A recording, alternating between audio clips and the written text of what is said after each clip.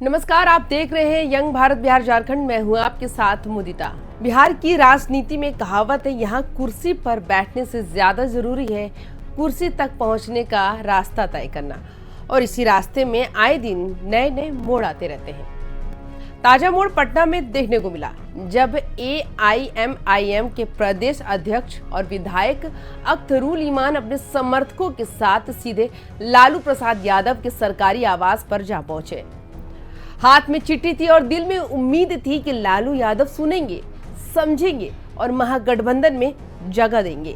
लेकिन हुआ उल्टा, वहां तो चिट्ठी लेने वाला तक कोई मौजूद नहीं था। कार्यकर्ता मायूस होकर लौटे और बाहर मीडिया के सामने अपना गुस्सा उड़ेल दिया। अख्तरुल ईमान का कहना था कि अगर एआईएमआईएम को महागठबंधन में शामिल नहीं किया गया तो सेकुलर वोटों का बिखराव तय है और बिखरा हुआ वोट किसे फायदा देगा? सीधे बीजेपी को। उनकी दलील थी कि सभी दलों को मिलजुल कर चुनाव लड़ना चाहिए, वरना बीजेपी अकेले बैठे बैठे ताली बजाएगी और सत्ता की कुर्सी फिर से हथिया लेगी। अब जरा यहाँ रुक कर सोचिए, बिहार की राजनीति में वोट बैंक ही सबसे बड़ा धन है। मुस्लिम वोट और दलित वोट को लेकर हमेशा से खींचतान रही है। एआईएमआईएम को महागठबंधन में शामिल करने की मांग इसलिए हो रही है ताकि मुस्लिम वोटों का बड़ा हिस्सा बटे नहीं, बल्कि एक जगह इकट्ठा हो जाए। अख्तरुल ईमान ने भी इसी पर जोर दिया, अगर सेकुलर वोट बिखरे तो इसका नुकसान विपक्षी गठबंधन को ही होगा।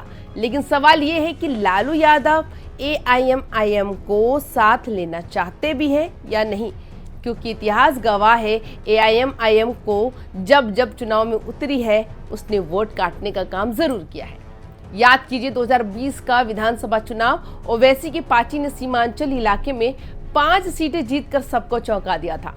उसके बाद महागठबंधन की हालत खस्ता हो गई और बीजेपी जेडीयू को फायदा मिल गया। अब वही डर फिर से सामने है, अगर एआईएमआईएम अलग राह चली तो सेकुलर वोट बटेंगे और बीजेपी बैठे बैठे फायदा हो जाएगा। लेकिन ओवैसी पार्टी को महागठबंधन में जगह दी गई तो कांग्रेस और राजद के नेताओं को अपना हिस्सा छोटा करना पड़ेगा।